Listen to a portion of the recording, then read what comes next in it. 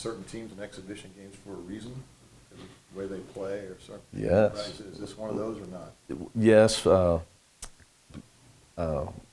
Rick has got usually you get to play some Division II teams. All their big guys run around shooting threes. They play 5 guards against you.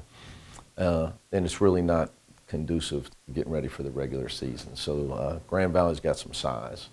And that's just the way he kind of recruits and coaches. So they play more like a Division I team in that they're not going to run around and shoot 35 threes against us. They got some bigger guys that can hold their own physically. And so we'll have to, we're going to have to box out or we'll get hurt on the glass. I just learned over time it's counterproductive to play a team that doesn't have any size at all. So plus Larry and he are good friends, and he does a good job. But really, it's more their style of play. Anything in particular you're looking to see? Well, we just need to play somebody else and put the uniforms on. Personally, got to try to start working with rotations.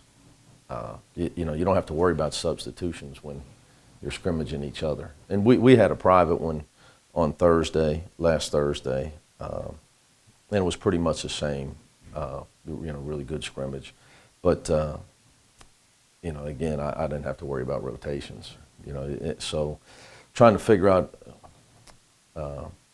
playing time and how much can you play Corey and Octavius together. I think all our perimeter guys are going to see minutes, and it's just going to be a matter of who's better with who in those types of rotations. So we'll see Corey and Octavius together tomorrow? Possibly. We'll see. You've got you'll play a lot of guys, obviously. Yeah, we're going. Who are the 5 going to be? I have no idea who's going to start. I can tell you that everybody's going to play, and our game plan, for us to have a great season, we've got to develop our depth and our bench. I've said this for a while, we're never going to win a national championship here playing 6 guys, because unless we get to the point where we can get 4 lottery picks that come sign with us. Depth is going to have to be important for us. Now this year, because of our style of play and the way we're trying to play on offense and playing much faster, and where the pace of the game is going to be very different from the way we played last year. So that being said, our bench is going to be really important. You'll see frequent subbing. We're going to have to because of the pace at which we're trying to play at on offense, as far as pushing the ball way faster and moving the ball more, and people moving at all times, a lot less standing around. Is that because you're a year older, or the shot clock, or a combination? A combination of shot clock stuff and stuff we tried to work on last year, but you can't build Rome in a day. We just had a completely new team last year, and we had to do what we had to do to win games, and it's just a continuation of the things that we were trying to accomplish. But when you're in the second year of a team, this is like year 2 of the project. So the thing we were able to do last year was get our toughness together, get our defense and our rebounding together. And the last horizon for us is to be able to spend time on offense, the time you need to spend on offense, to really be highly efficient, and get kids to be able to read the defense instead of having to call a play every time. That's the biggest difference. I think with the shot clock coming down and the way I think teams are going to press to shorten the clock, you can't come out of a press offense and yell set it up. And look back to me at the sideline for a play call. And I think that benefits the defense. So we've worked really hard on trying to keep the ball flowing and the kids to play off each other and get the best shot we can get on the attack without stopping the ball and looking over towards the sideline. So when you talk about increased tempo, you're not just talking about transition. No, I'm talking about the way we move on offense, the way the ball moves and our people move. I've been using a football analogy with our players is no huddle offense, and more importantly, not getting to third down and long, late shot clock where you're trying to score against a set defense late in the shot clock. So just trying to keep the pace of our attack up on the team that's playing defense against us. And the guys have done a great job with it. I'm personally interested to see how it's going to be when we actually get the sub, because we've been doing it in practice, without, really without perimeter subs. I'm sure, I would think they like playing that way. They're going to like scoring more points. I know that. If we can produce a lot more points, everybody's got more numbers. That tends to make the players a lot happier.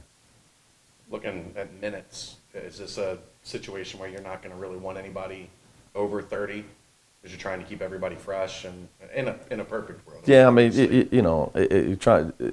your first exhibition game of the year, you need to get everybody some playing time. When you're playing a game that doesn't count, there's no need to panic in the game. So you only get to play 2 of them. So you got to make sure you're getting everybody some run, and you got to make sure that if you want to see certain combinations together, you got to play them. You can't worry about the scoreboard. So it'll be somewhat scripted. But I mean, getting into November and December, to keep everybody fresh and play in that fashion, you're not looking at having guys at 33, 34 It depends what kind of shape a guy's in. Some guys can play at a fast pace and stay in the game. The older guy, the guy that's in the better shape. So we'll see. We'll see who, The other thing is the foul issues. We're going to see how that unfolds. I just watched the Louisville Bellarmine tape, and I saw absolutely no change in the way the game was officiated versus everything that I had heard. So I haven't seen a lot of change in our 2 scrimmages that we had in the tape I just watched. Now, I've heard a lot of stories about all these fouls being called in scrimmages, but I sure didn't see it in a game I just watched. So it'll be interesting. Is everybody healthy, available? For now, we're day by day. Day by day, we still got to practice, so we'll see. You're also day by day, right? We're all day by day. I keep trying to explain that to everybody. Nobody believes me. I believe you. You touched on the rotation depth quite a bit during this little segment here. How comfortable, how deep do you feel like you guys are? Are you 10 guys deep? Are you 9 guys deep? Is there too much depth? Oh no, you can never have too much depth as a coach. Whenever you got options, it motivates guys to play the way you want them to play. Because if they don't, then you got somebody else to play. So depth is the great motivator. It also is a huge weapon against your opponents, especially if you're trying to use your depth.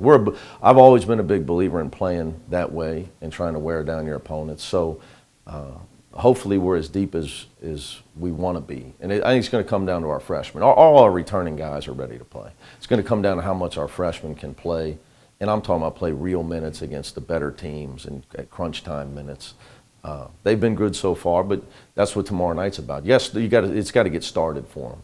So tomorrow night will be big for them to get their first chance to get out there and see the crowd, put the uniform on, get in. You got to get rid of all those jitters before next Friday. Any chance of platoon, kind of how they were? Oh, zero. Zero. The only platoon I know was a movie with Charlie Sheen. It's kind of off the cuff here, but with all the success that the football side of the conference is having, do you see some of that kind of maybe bleeding over into basketball? Because I feel like this conference has been shorted, a team in the tournament the last couple of years. No doubt. Can you guys take some of that positive momentum and put this in the basketball side of this league?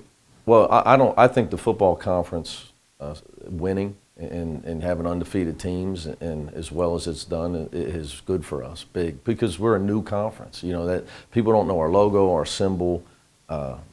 Trying to get representation on the NCAA tournament committee. Anything that's positive that gets the American Conference out there helps all of us. So I don't know if it does, but I sure hope it does.